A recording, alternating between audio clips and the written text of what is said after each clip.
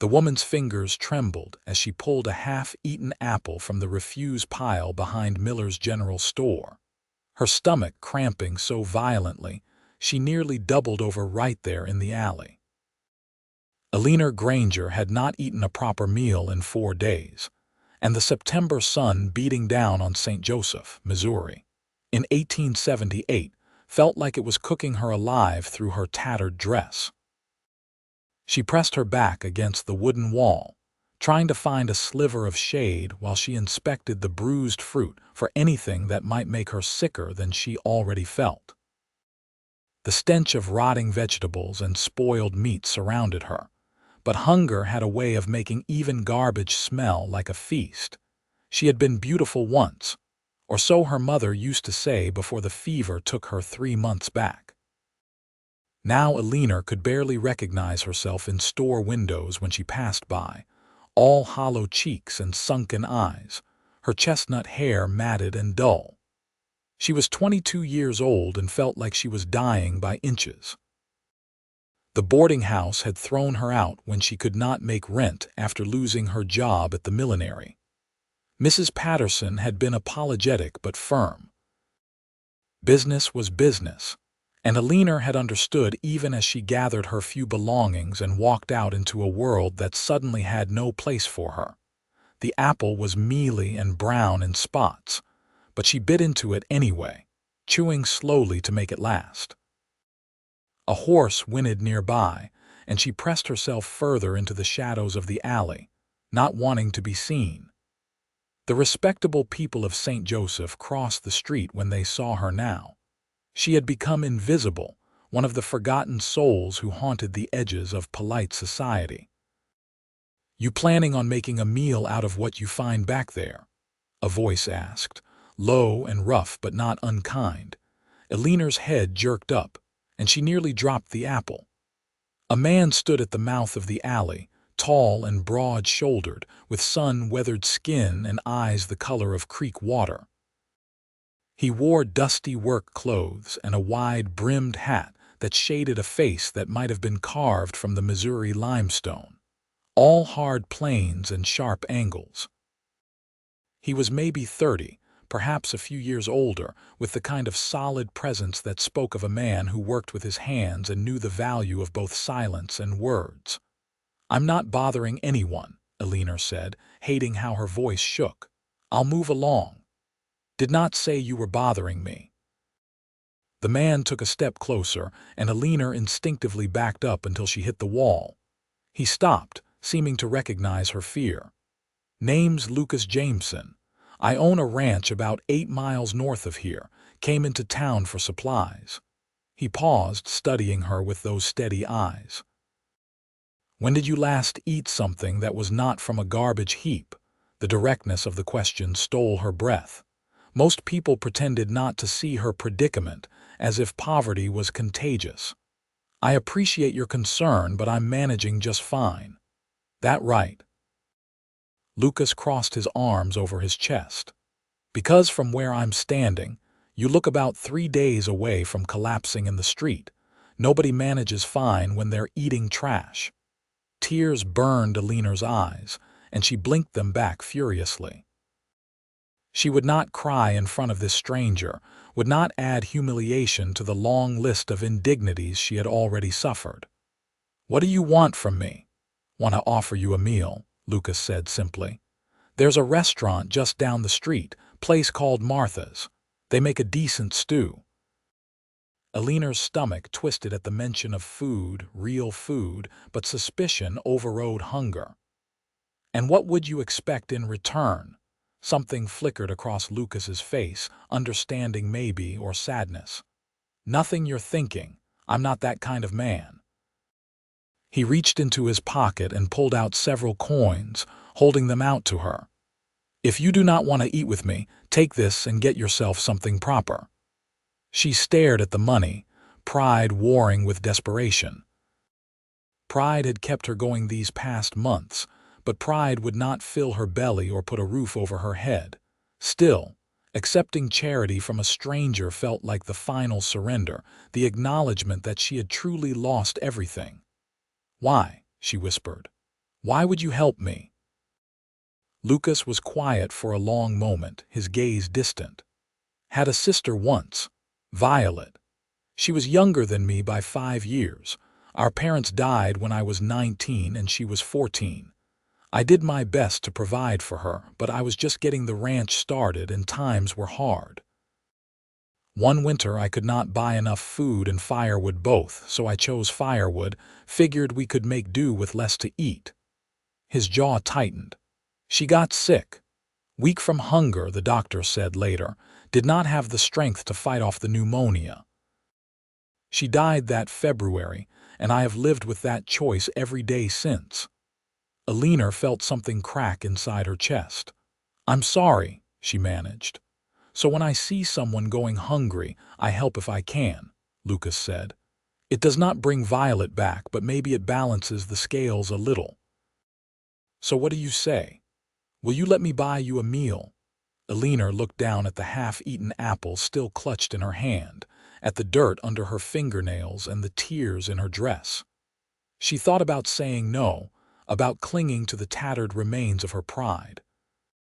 Then her stomach cramped again, so hard she gasped, and the decision made itself. "Yes," she said. "Thank you." Martha's restaurant was a small establishment with checkered curtains and the smell of fresh bread that almost made Eleanor weep.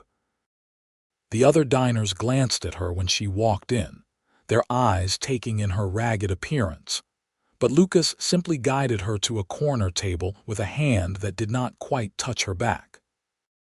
The proprietor, a stout woman with kind eyes and graying hair, came over with a smile that only faltered slightly when she saw Eleanor. "Lucas Jameson, as I live and breathe," Martha said. "Have not seen you in town for near a month. Been busy with the cattle," Lucas said. "Martha, this is Eleanor. We will both have the stew and bring some bread and butter too, and coffee. Coming right up." Martha hurried off, and Eleanor sat stiffly in her chair, acutely aware of how out of place she looked in the clean restaurant. "Thank you," she said again, because she did not know what else to say. Lucas removed his hat and set it on the empty chair beside him. "You have people in St. Joseph?" "Family," Eleanor shook her head. "My mother died in June. It was just the two of us. My father passed when I was young, and I never knew my other relatives. Mother and I came here from Illinois 5 years ago, looking for a fresh start. You found work." "I did for a while. I was a seamstress at Mrs. Thornton's millinery. I was good at it too." Eleanor's hands twisted in her lap. "But then Mother got sick, and I had to take time off to care for her. Mrs. Thornton was patient at first, but when Mother lingered, she said she needed someone more reliable.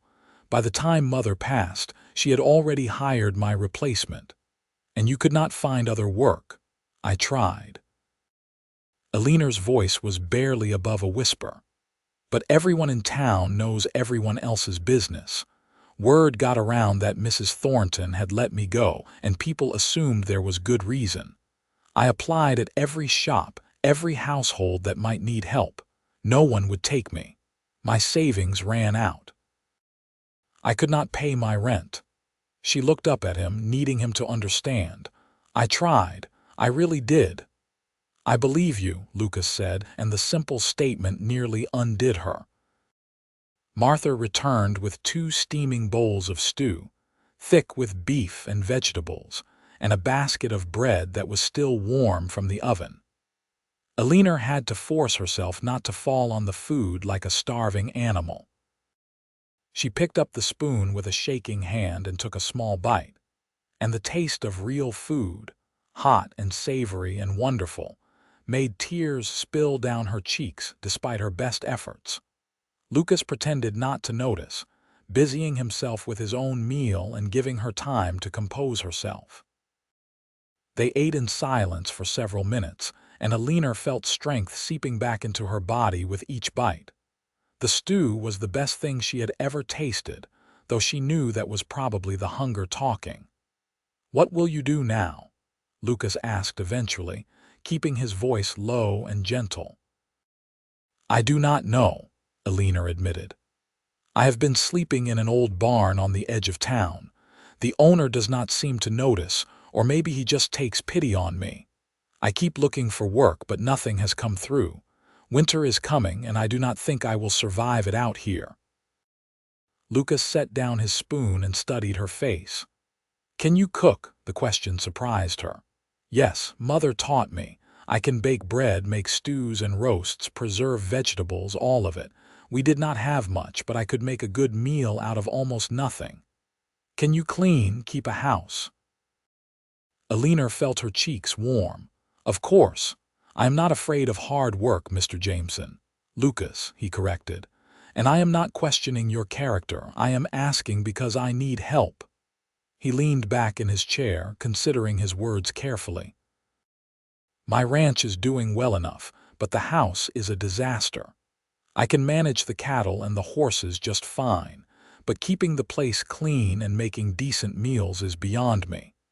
I have been living on burned bacon and stale bread for 2 years now. I had a housekeeper for a while, old widow named Mrs. Fletcher, but she moved to Kansas City last spring to live with her daughter." Eleanor's heart began to pound. "Are you offering me a position?" "I am," Lucas said. "Room and board plus wages, $30 a month to start. You would have your own room in the house, and I would expect 3 meals a day plus keeping the place clean and doing laundry. I am gone most days working the ranch, so you would have the house to yourself for the most part." $30 a month was more than generous for housekeeping work. Eleanor's mind raced, trying to find the catch, the hidden expectation that would make this offer something darker than it appeared. "And you would want nothing else from me?" Lucas met her eyes steadily. "I would want you to do your job and do it well. That is all. I sleep in my own room with the door closed, and I expect the same privacy for you. If I wanted female company of that nature, I would go into town and visit the saloon. I am looking for a housekeeper, Eleanor. Nothing more and nothing less." She wanted to believe him. God, how she wanted to believe him. But she had learned the hard way that the world was full of men who said one thing and meant another. "How do I know I can trust you?" "You do not," Lucas said honestly. "But I am offering you a chance to find out. Come to the ranch for a trial period. 2 weeks. If at any point you feel unsafe or uncomfortable, I will bring you back to town myself and pay you for whatever time you worked. If things work out, you stay on. If not, you will at least have some money in your pocket and 2 weeks of regular meals in your belly." Eleanor took a shaky breath. It was a risk, going off to a remote ranch with a man she had just met. But what was the alternative? Starving slowly in St. Joseph, freezing to death when winter came. At least this offer gave her a chance, a possibility of something better than dying in an alley. "All right," she said. "I will try it. 2 weeks." Lucas nodded, something like relief crossing his face. "Good. I have to finish buying supplies and then we will head out. The ranch is about an hour's ride. Do you have belongings you need to collect?" Eleanor thought of the small bundle she had hidden in the barn, the last remnants of her old life. "Just a few things. It will not take long." They finished their meal, and Lucas paid Martha, who gave Eleanor an encouraging smile as they left. Lucas had a wagon waiting outside the general store, already half loaded with supplies. He helped Eleanor up onto the seat with a courtesy that seemed natural to him, not forced or performed. Then he went into the store and came out with several packages that he added to the wagon. "We need to get you some proper clothes," Lucas said, surprising her again. "You cannot work in that dress. It is falling apart." "I can mend it," Eleanor protested, though she knew it was a losing battle. The fabric was so worn that it would barely hold a stitch. "Martha's husband runs a dry goods store next door. Come on." Lucas guided her into the shop before she could argue further. He spoke quietly with the proprietor, and soon Eleanor found herself being measured for 2 new work dresses, a warm shawl, and sturdy shoes.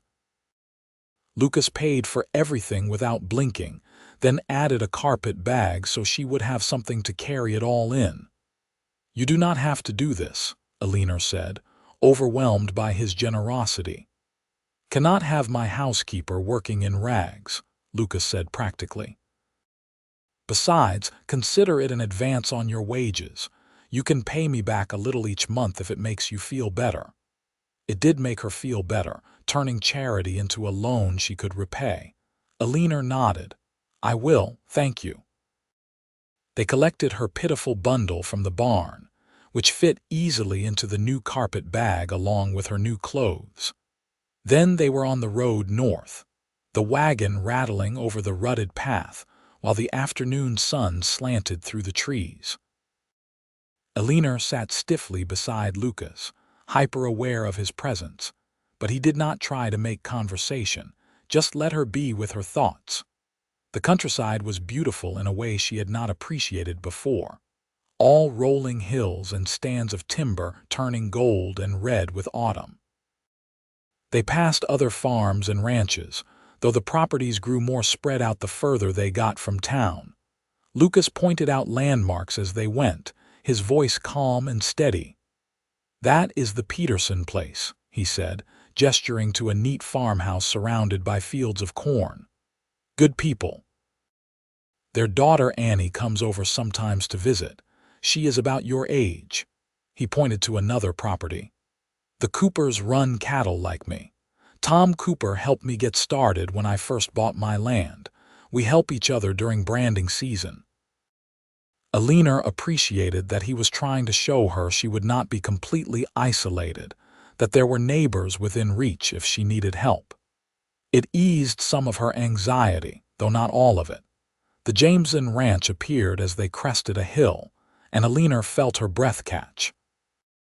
The house was bigger than she had expected, a solid 2-story structure with a wide porch and a steep roof. It needed paint and some repairs, but the bones were good, and the setting was beautiful, nestled in a valley with a creek running nearby and mountains visible in the distance. The barn and outbuildings were well maintained, and she could see cattle grazing in the pastures. "It is not fancy," Lucas said, sounding almost apologetic, "but it is home." "It is beautiful," Eleanor said honestly. After months of having no home at all, the ranch looked like paradise. Lucas drove the wagon up to the house and helped her down. The porch steps creaked under their weight, and the front door stuck a bit when he pushed it open. The interior was dim and dusty, confirming Lucas's claim that he was a terrible housekeeper. But the furniture was sturdy and the rooms were spacious, and Eleanor could see the potential beneath the neglect. "Kitchen is through here," Lucas said, leading her through a dining room with a large table covered in papers and dust. The kitchen was big, with a cast iron stove and a hand pump at the sink. Dishes were piled everywhere, and the floor needed sweeping, but it was a good kitchen, the kind a cook could work wonders in. "Your room is upstairs," Lucas continued, heading up the narrow staircase. He opened a door at the end of the hall to reveal a small bedroom with a single bed, a dresser, and a window that looked out over the valley. The bed had clean linens, which surprised Eleanor until Lucas said, "I made up the bed fresh this morning. Figured if I convinced someone to take the job, they would need a place to sleep." "You were that confident I would say yes?" Eleanor asked. "I was that hopeful someone would," Lucas corrected. "Been asking around town for weeks. You are the first person who agreed to even consider it." He gestured to another door across the hall. "That is my room. The other 2 bedrooms are for storage right now, just old furniture and things I have not sorted through. Privy is out back, and there is a pump in the yard for water. I can show you where everything is in the barn tomorrow." Eleanor set her carpet bag on the bed, still trying to process that she had a room again. A real room with a door that closed and a bed with clean sheets. "When do you want me to start?" "Whenever you are ready. Today has been a lot, I imagine. You can rest tonight and start fresh tomorrow if you want. or if you are feeling up to it, I would not say no to a decent supper." Lucas smiled, and it transformed his stern face into something warmer. "I have potatoes and onions in the cellar, and there is bacon and eggs in the cold box. But no pressure. You need to get your strength back." Eleanor thought about it. She was exhausted, physically and emotionally, but she also knew that sitting alone in this room would just give her time to panic and second-guess her decision. Better to keep busy, to start proving her worth. "I can make supper," she said. "It might not be fancy, but I can do better than burned bacon." "That is a low bar, but I will take it," Lucas said. "I need to go check on the cattle and do the evening feeding. Should take me about an hour. That enough time?" "That is plenty." Eleanor followed him back downstairs, her mind already working through what she could make with the ingredients he had mentioned. Simple fare, but she could make it good. Lucas showed her the cellar and the cold box, then headed out to the barn. Eleanor stood in the kitchen for a moment, letting the silence settle around her.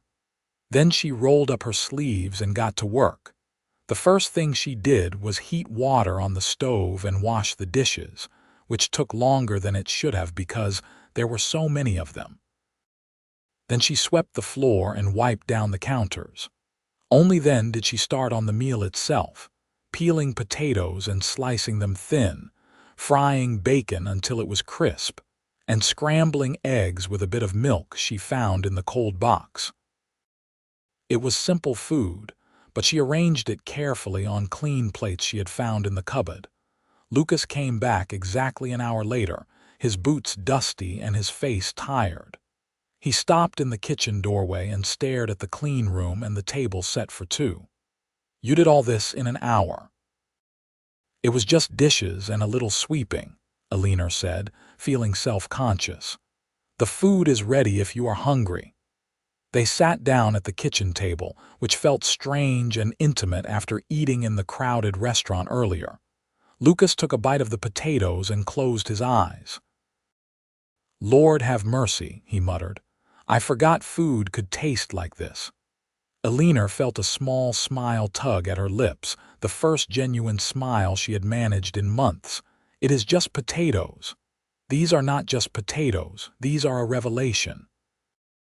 Lucas ate with the focus of a man who had been starving and had not known it. "If you cook like this every day, I am doubling your wages." "You have not even tried my bread yet," Eleanor said, and was surprised to hear something almost like teasing in her voice. "You bake bread." Lucas looked at her like she had just offered him gold. "Real bread, not the hard bricks they sell in town." "Real bread," Eleanor confirmed. "I will need to see what you have in the pantry, but if you have flour and yeast, I can make it happen." They finished the meal, and Lucas insisted on helping her clean up, which surprised her. Most men she knew would have just gone to sit on the porch while the woman did the work. But Lucas washed while she dried, and they worked in companionable silence. When the kitchen was clean, Lucas cleared his throat. "I know this is all new and probably overwhelming. If you need anything or if you have questions, just ask. I want you to be comfortable here." "I will," Eleanor said. "Thank you again. For everything. You saved my life today." "You are going to earn your keep," Lucas said. "This is not charity, but you are welcome all the same." He nodded to her and headed upstairs, his footsteps heavy on the wooden stairs. Eleanor waited until she heard his bedroom door close, then made her way to her own room. She changed into the nightgown that had been in her bundle, one of the few things she had left from her old life. Then she lay down on the bed, which was more comfortable than anything she had slept on in months, and stared at the ceiling. She had been so afraid for so long, terrified and hungry and alone. Now she was in a stranger's house, and she still did not know if she could trust him, but at least she was warm and fed. At least she had a chance. Eleanor closed her eyes and, for the first time since her mother died, let herself hope. The next 2 weeks passed in a blur of work that was surprisingly satisfying. Eleanor threw herself into transforming the house, starting with the kitchen and working outward. She scrubbed floors and walls, washed windows until they sparkled, and organized cabinets that had devolved into chaos. Lucas stayed out of her way during the day, working on the ranch, but he came in for meals and his appreciation was obvious. Her bread became a particular point of pride. The first time she pulled a golden loaf from the oven, Lucas had actually stopped mid-sentence and just stared at it. Then he had eaten 3 slices slathered with butter and declared it the best thing he had ever tasted. Eleanor had ducked her head to hide her pleased smile. Lucas was true to his word about respecting her space. He was polite and proper, never inappropriate, never pushing boundaries. He worked long hours and came in tired, ate whatever she put in front of him with genuine gratitude, and then retreated to his own room. Sometimes they talked over dinner, casual conversation about the ranch or the weather or neighbors. Eleanor learned that Lucas had bought the ranch 6 years ago when he was 24, using money he had saved working on other people's land. He had built it up slowly, carefully, and now he ran about 200 head of cattle and bred horses on the side. "Always wanted my own place," he told her one evening as she served pot roast with vegetables. "My family never had much. We were tenant farmers, always scraping by, always owing someone else. I swore I would own my own land someday, and I worked until I could make it happen." "You should be proud," Eleanor said. "This is a good ranch." "It is getting better," Lucas said, looking around the now clean dining room. "Having you here has made a real difference. The house feels like a home now." Eleanor felt warmth spread through her chest at the compliment. She was earning her place here, proving her worth with every meal and every clean room. The work was hard, but it was good work, and she felt stronger every day as regular meals and a safe place to sleep restored her health. The 2 weeks passed, and neither of them mentioned it. Eleanor simply stayed, and Lucas kept paying her wages, and it became understood without words that the trial period had been a success. Eleanor started thinking of the ranch as home, and of Lucas as more than just an employer. He was a good man, she realized. Quiet and steady and kind in ways that had nothing to do with grand gestures. He fixed the sticky front door without being asked. He brought her wildflowers from the pasture one day, saying they reminded him of her mother's garden and maybe she would like them. He taught her how to ride one of the gentler horses so she could get to town on her own if she needed to. Eleanor found herself watching him sometimes, noticing the way his hands moved when he worked, capable and sure. Noticing the way his eyes crinkled when he smiled, which was happening more often now. Noticing how safe she felt around him, a feeling she had not expected to have with any man after everything she had been through. She tried to ignore the growing warmth in her chest when he came through the door each evening. Tried to tell herself it was just gratitude, just relief at having security again. But as autumn deepened and the leaves turned brilliant colors, Eleanor had to admit that what she felt was becoming something more complicated than simple appreciation. Lucas seemed to be having similar struggles. She caught him looking at her sometimes with an expression she could not quite read, something between longing and uncertainty. He was careful never to touch her, even accidentally, as if he was afraid of scaring her away. The distance he maintained was respectful, but also, increasingly, felt like a loss. One October evening, Eleanor was in the kitchen preparing supper when she heard a horse approaching at speed. She looked out the window to see Lucas riding in much earlier than usual, and even from a distance she could tell something was wrong. He dismounted quickly and came inside, his face tight with worry. "There is a storm coming," he said without preamble. "A bad one. The temperature is dropping fast and I can feel it in the air. We need to secure everything now. Eleanor had lived through enough Missouri storms to trust his instinct. What do you need me to do? Help me get the animals into the barn. The horses and the milk cow first. Then we need to make sure all the windows are closed and the shutters latched. Lucas was already heading back outside, and Eleanor abandoned her cooking to follow him. They worked together frantically for the next hour. Eleanor had never handled livestock before, but Lucas talked her through it, and she found she was less afraid than she expected. The animals seemed to sense the urgency and cooperated mostly without fuss. By the time they got everything secured, the wind had picked up dramatically, and the sky had turned a sickly green-gray. "Inside now," Lucas commanded, and they ran for the house just as the first drops began to fall. The storm hit like a physical force, wind screaming around the house and rain hammering against the windows. Thunder crashed so loud it shook the walls, and lightning turned the world bright as noon for split seconds at a time. Eleanor had seen storms before, but this one felt different, angrier, and she found herself genuinely frightened as the house groaned under the wind's assault. "Stay away from the windows," Lucas said, pulling her back from the kitchen. "We should go to the cellar." They hurried down into the dark cellar, Lucas carrying a lantern that cast jumping shadows on the walls. Eleanor could hear things banging around upstairs, and she hoped desperately that the roof would hold.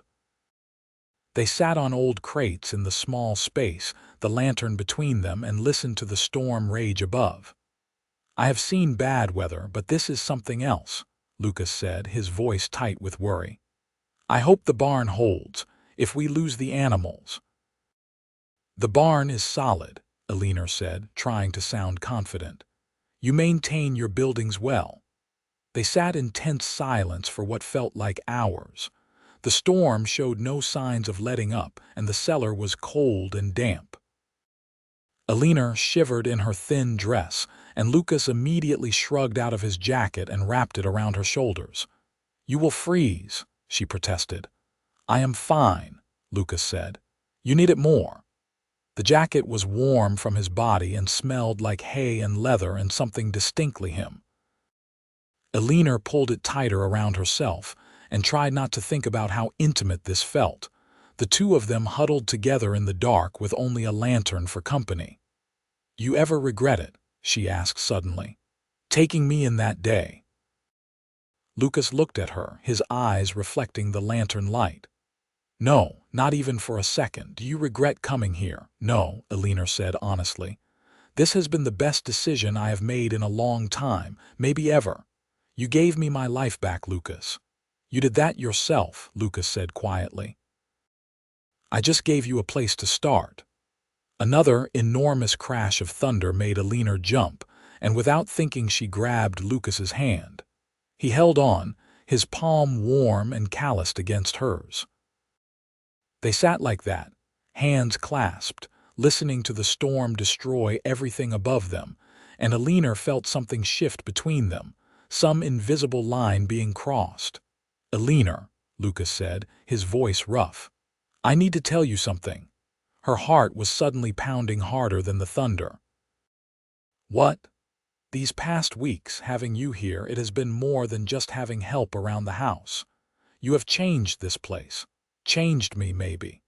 I look forward to coming home now, not because the house is clean or the food is good, though those things matter, but because you are here, and when I see you, something in me just settles, feels right." He looked down at their joined hands. "I know I have no right to feel this way. You work for me, and there is a power in that which would not be fair to you. But I cannot keep pretending I do not feel what I feel." Eleanor's breath caught. "What do you feel?" "Like I am falling in love with you," Lucas said simply. "Have been since that first day, if I am being honest.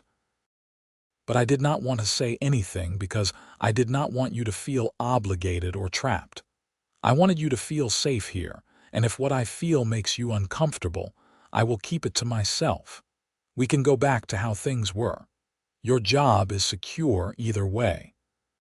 But sitting here in the dark, thinking the world might end before morning, I realized I did not want to die without telling you the truth.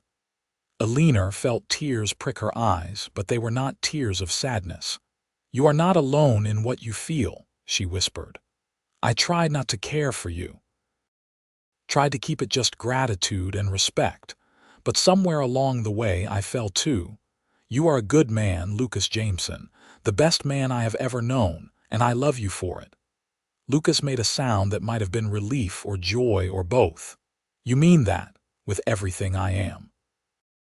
Eleanor squeezed his hand.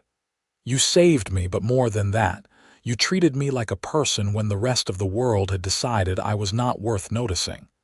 You gave me dignity and a chance and kindness when I had nothing. How could I not love you? Lucas reached up with his free hand and cupped her face gently, his thumb brushing away a tear she had not realized had fallen. May I kiss you? Yes, Eleanor breathed, and then his lips were on hers, soft and careful and sweet. It was not a passionate kiss, not demanding or urgent. It was a promise, tender and true, and it made Eleanor's heart ache in the best possible way. They pulled apart after a moment, and Lucas rested his forehead against hers. When this storm passes and we are still alive, I am going to court you properly, he said. Take you to town for dinner, bring you flowers, do things right. We are in a cellar during what might be a tornado, Eleanor said, feeling giddy despite the circumstances. I think we are a bit past traditional courtship. Still, Lucas said stubbornly, you deserve to be courted. Deserve all the things you should have had if the world had been fair to you. They stayed in the cellar for 2 more hours before the storm finally began to abate. When they emerged, the house was largely intact, though several shutters had been torn off and there was water damage in one of the upstairs rooms. The barn had held, thank God, and the animals were shaken but safe. Broken branches littered the yard, and Lucas's vegetable garden was destroyed, but overall they had been lucky. They spent the rest of the night cleaning up the worst of the damage and checking on things. By the time dawn broke, pale and tentative after the violence of the storm, they were exhausted but alive. Lucas made coffee while Eleanor salvaged what she could of the supper she had abandoned. They sat at the kitchen table in the gray morning light, holding steaming mugs and looking at each other like they were seeing something new. This is real, right? Eleanor asked. I did not imagine what happened in the cellar. It was real, Lucas confirmed, and I meant every word. Good, Eleanor said, because I meant every word too. They finished their coffee and Lucas stood with a yawn. I need to check the fences and see if any cattle got loose in the storm. It is going to be a long day. I will pack you food to take, Eleanor said, already moving to the counter. It felt natural, taking care of him, and she realized that was what love was. Not grand gestures or dramatic declarations, but the everyday acts of caring for each other. Lucas came up behind her as she worked, not touching but close enough that she could feel his warmth. Eleanor. She turned to look at him. Yes, thank you, he said simply, for taking a chance on me on this. Thank you for taking a chance on me first, Eleanor replied, for seeing me when I was invisible. Lucas smiled, that warm smile that transformed his whole face. You were never invisible to me. True to his word, Lucas courted Eleanor properly over the next several weeks. He took her into St. Joseph for dinner at Martha's, and if people stared at the rancher and his former destitute housekeeper sitting together like a proper couple, Lucas did not seem to care.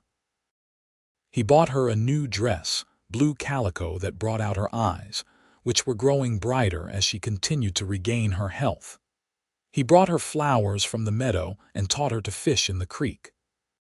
He introduced her to his neighbors as someone important to him, and they were welcomed warmly by the Coopers and the Petersons. Annie Peterson became a particular friend. She was 23, close to Eleanor's age, and married to a farmer named William. She rode over one afternoon with a basket of apples and a knowing smile. "Lucas has not looked this happy in the entire time I have known him," Annie said as she and Eleanor sat on the porch shelling peas. "You are good for him." "He is good for me too," Eleanor said, feeling her cheeks warm. "I still cannot believe this is my life now. A few months ago, I was eating from trash heaps. Now I have a home and a man who loves me." "Life can turn on a moment," Annie said wisely. "William and I started as a marriage of convenience, arranged by our families. I thought it would be a cold business arrangement. But we fell in love somewhere along the way, and now I cannot imagine life without him. Sometimes the best things come from the hardest circumstances." Eleanor thought about that as she watched Lucas ride in from checking the cattle that evening. He had been right that first day. She had transformed his house into a home. But he had done the same for her, taking her broken life and giving her a foundation to rebuild on. By the time November arrived, bringing cold winds and the threat of snow, Eleanor and Lucas had settled into a rhythm that felt like it had always existed. They worked together during the day, Eleanor managing the house while Lucas handled the ranch. They ate meals together, talking about everything and nothing. In the evenings, they would sit by the fire, Lucas reading the newspaper while Eleanor mended or knitted. Sometimes they would just talk, sharing stories about their pasts, their hopes for the future.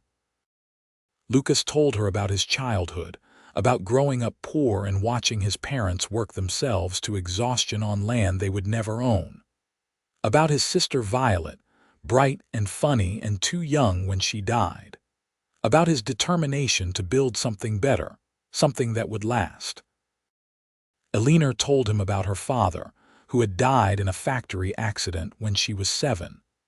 About moving from Illinois with her mother, searching for a better life that had always seemed just out of reach.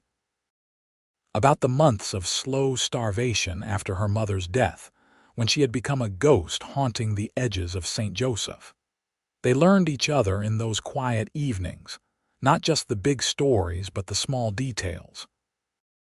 Eleanor learned that Lucas liked his coffee black and strong, that he had a sweet tooth for anything with cinnamon, that he sang quietly to the horses when he thought no one could hear. Lucas learned that Eleanor talked to herself when she was cooking, that she had a sharp wit hidden under her gentle demeanor, that she was afraid of spiders but would carry them outside rather than kill them. It was Lucas who finally said what they had both been thinking one December evening as snow fell softly outside. They were in the parlor, Eleanor curled in a chair with her knitting while Lucas poked at the fire. "Marry me," he said suddenly, turning from the fireplace to look at her. Eleanor's hand stilled. "What? Marry me?" Lucas repeated, coming to kneel beside her chair. "I know we have not been courting long by traditional standards, but I have never been more sure of anything. I love you, Eleanor. I want you to stay here not as my housekeeper, but as my wife. I want to build a life with you, a real life. Children maybe if you want them, growing old together, all of it." He took her hand. "I do not have a ring yet. I was going to go into town and buy one, make this all proper and planned. But sitting here with you, watching the snow fall, I could not wait any longer to ask. So what do you say? Will you marry me?" Eleanor felt joy bubble up in her chest, pure and bright. "Yes," she said, laughing and crying at the same time. "Yes, of course I will marry you." Lucas stood and pulled her up into his arms, kissing her with more passion than he had allowed himself before. Eleanor melted into him, wrapping her arms around his neck and kissing him back with everything she felt. When they finally pulled apart, both breathing hard, Lucas was grinning like a boy. "We will go into town tomorrow," he said. "Get a ring and talk to the pastor. We can be married before Christmas if you want." "Before Christmas would be perfect," Eleanor agreed. She touched his face gently, still amazed that this was real, that this man loved her. "I cannot wait to be your wife." They went into St. Joseph the next day despite the cold, and Lucas bought her a simple gold band that fit perfectly. Pastor Williams agreed to marry them in 3 weeks, on December 20th, giving them time to make preparations. Lucas bought the ingredients for a wedding cake and new clothes for both of them. Eleanor insisted on making her own wedding dress, and she worked on it in secret during the days, creating something simple but lovely from cream-colored fabric Lucas had bought without telling her the cost. The wedding was small, just Lucas and Eleanor, Pastor Williams, and a handful of neighbors who had become friends. Annie Peterson cried through the whole ceremony, and Martha from the restaurant had brought an enormous pot of stew to feed everyone afterward. Eleanor stood at the front of the little church in her handmade dress, holding Lucas's calloused hands, and promised to love him for the rest of her life. When Lucas kissed her as his wife, she felt like she was exactly where she was meant to be. They spent their wedding night in the house that was now truly theirs together, and Lucas was gentle and patient and loving in ways that made Eleanor cry happy tears. He held her afterward, stroking her hair while she lay against his chest, listening to his heartbeat. "I am the luckiest man alive," Lucas murmured. "Do you know that? I am pretty lucky myself," Eleanor said, "considering where I was a few months ago." "No more looking back," Lucas said firmly. "Only forward now, to whatever comes next." What came next was a winter of deep snow and deeper contentment. Eleanor had never been so happy as she was those cold months, warm and safe in their home with a husband who loved her. They played cards by the fire and read books aloud to each other. They made love and made plans for the spring. Lucas talked about expanding the ranch, maybe buying more land from old Tom Cooper, who was thinking of selling. Eleanor talked about planting a real garden come spring, putting in vegetables and flowers both. When the snow finally melted in March, revealing a world fresh and new, Eleanor discovered she was pregnant.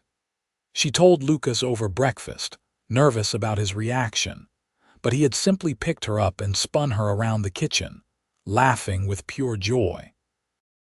"A baby," he kept saying, wonder in his voice. "We are going to have a baby." "Are you happy?" Eleanor asked, needing to hear him say it. "Happy does not even begin to cover it," Lucas said, cupping her face in his hands. "You have given me everything, Eleanor, a home, love, and now a family." I did not know I could feel this complete. The pregnancy was not easy. Eleanor suffered from sickness in the early months that had her barely able to keep food down. Lucas hovered anxiously, trying to help but mostly just getting in the way until Eleanor laughingly banned him from the kitchen during her bad spells. As she grew bigger through the summer, the heat became oppressive, and she felt clumsy and uncomfortable. But Lucas was patient and supportive, taking over more of the household tasks without complaint and rubbing her aching back in the evenings. Their son was born in October, almost exactly a year after Lucas had proposed. The labor was long and difficult, and there were moments when Lucas, pacing frantically downstairs while Annie Peterson and the midwife attended to Eleanor, genuinely feared he would lose her. But Eleanor was stronger than she looked, and when the baby's cry finally rang through the house, Lucas nearly collapsed with relief. He came upstairs to find Eleanor exhausted but glowing, holding a tiny red-faced infant wrapped in a blanket. "Meet your son," she said softly. Lucas approached slowly, awed by the tiny life they had created. The baby had dark hair and was screaming with impressive lung power. "He is perfect," Lucas breathed. "You are perfect. I love you so much." They named him James, after Lucas's father, and he was a happy, healthy baby who quickly became the center of their world. Lucas was a devoted father, getting up for nighttime feedings and walking the floor with James when he was fussy. Eleanor watched her husband cradle their son and sing to him in that same quiet voice he used with the horses, and her heart felt so full she thought it might burst. Life settled into a new rhythm, busier and more chaotic with a baby in the house, but richer for it. Lucas hired a young man named Peter to help with the ranch work, giving him more time to spend with his growing family. Eleanor juggled motherhood and running the household, and some days she was so tired she could barely stand, but she had never been happier. James was 2 when Eleanor discovered she was pregnant again. This time the pregnancy was easier, and their daughter was born the following spring, a calm and easy labor compared to James's dramatic entrance. They named her Rose after Eleanor's mother, and she had her mother's delicate features and her father's steady temperament. The years passed in a blur of happy chaos. Lucas expanded the ranch, buying that land from Tom Cooper and increasing their herd. Eleanor's garden flourished, and she canned vegetables and made preserves to see them through the winters. James grew into a serious, thoughtful boy who followed his father everywhere, while Rose was bright and curious, always getting into things she should not.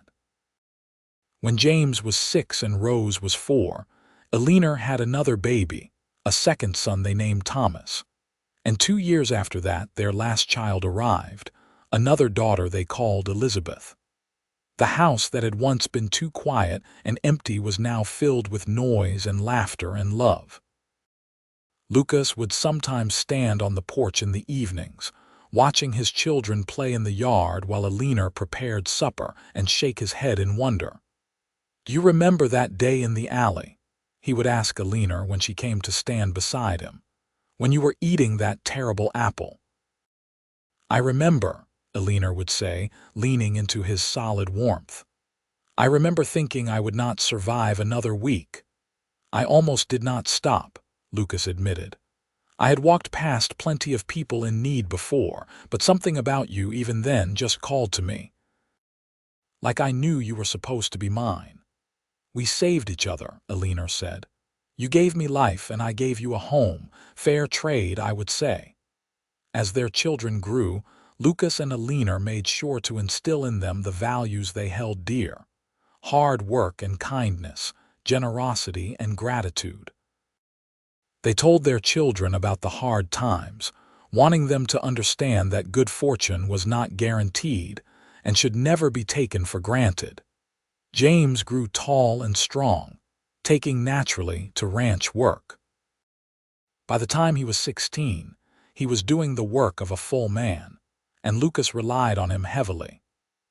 Rose inherited her mother's way with growing things, and she took over the garden, expanding it each year until they were producing more vegetables than the family could eat. They started selling the surplus in town, and Rose proved to have a good head for business. Thomas was the dreamer of the family, always with his nose in a book. Lucas encouraged this too, proud that his son had educational opportunities he himself had never had. Elizabeth was the wild child, fearless and adventurous, always climbing trees and racing her brothers and driving her mother to distraction with her scrapes and bruises. The ranch prospered as the years went by. Lucas was a respected member of the community, known for his fairness and integrity. Eleanor became known for her generosity, always ready to help a neighbor in need, never forgetting what it felt like to have nothing. When hard times hit other families, Eleanor would quietly leave baskets of food on their doorsteps, and Lucas would offer work to men who needed it. "We have been blessed," Eleanor would say.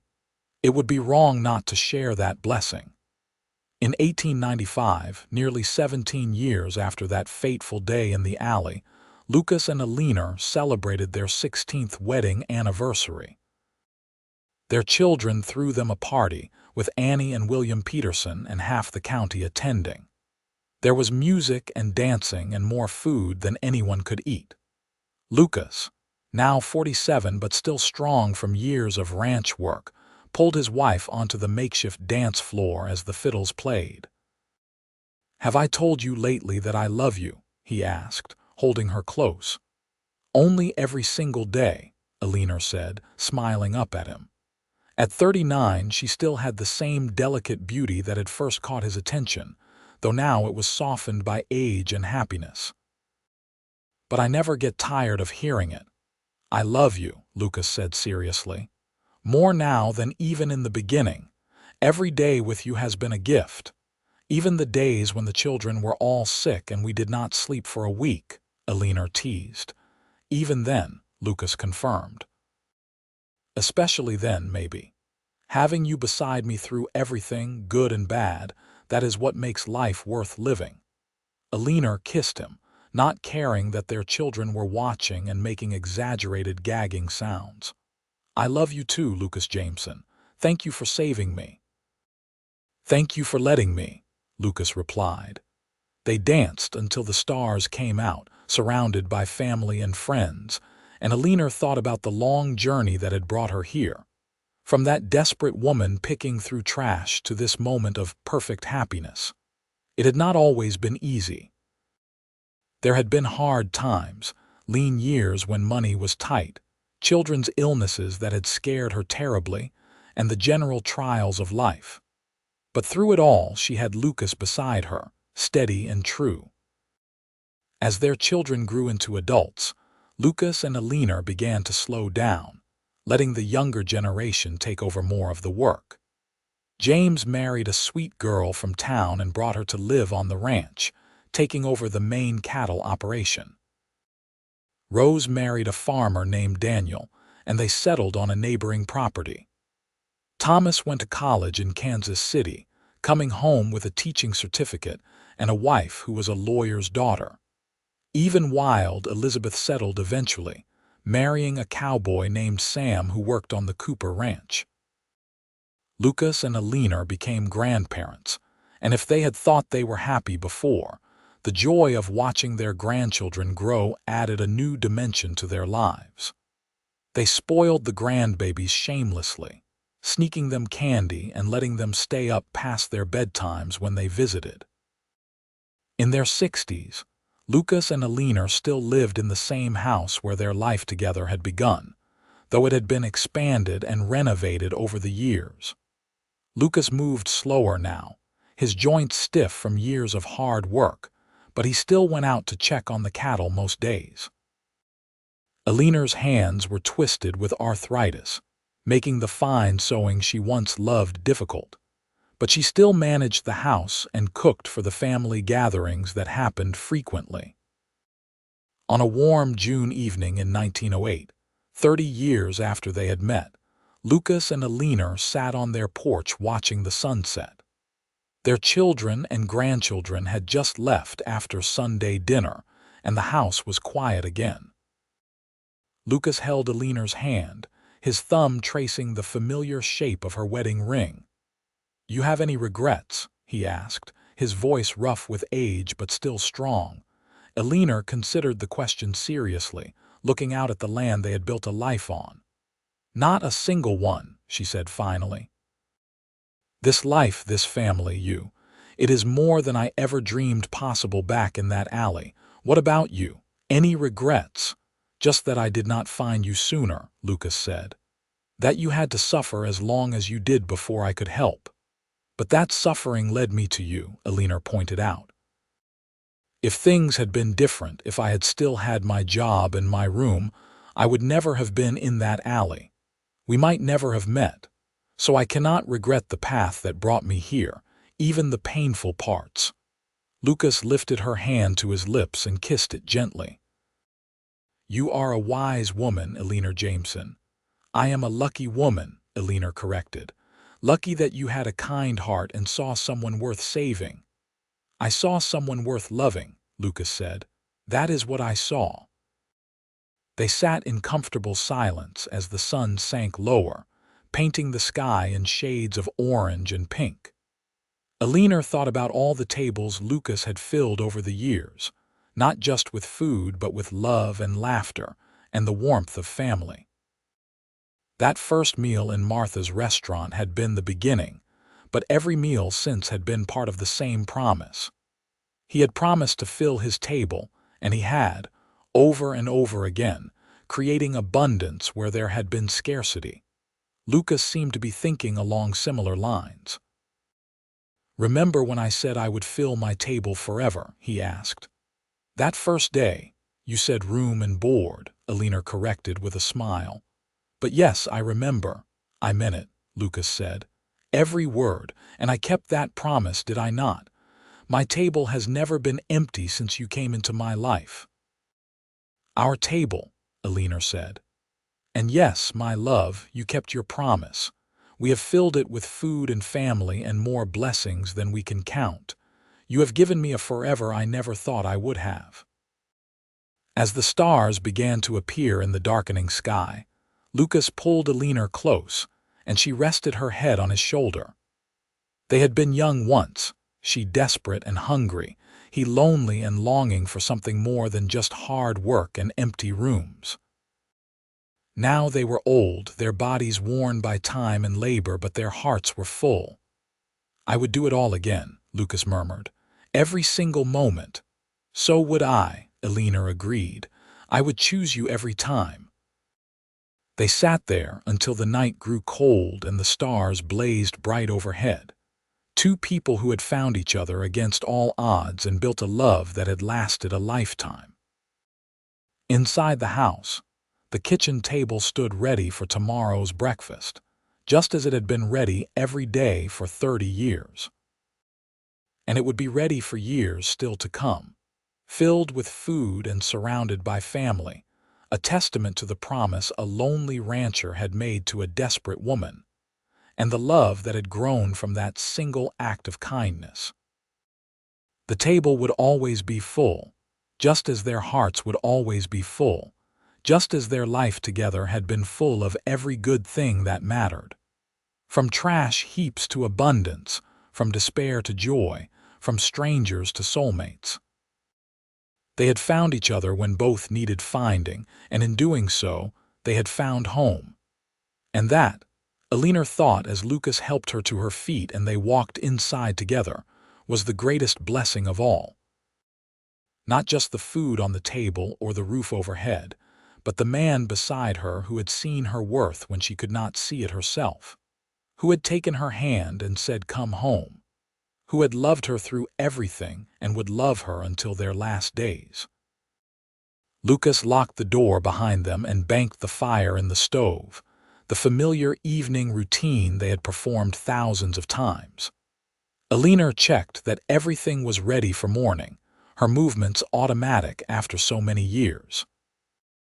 Then they climbed the stairs together, more slowly now than they once had, and prepared for bed. As they lay in the darkness, Lucas reached for Eleanor's hand one more time. "Good night, my love," he whispered. "Good night, my dear heart," Eleanor whispered back. And as sleep claimed them, they held each other close, two souls who had saved each other and would love each other until the very end, their table forever full, their hearts forever home.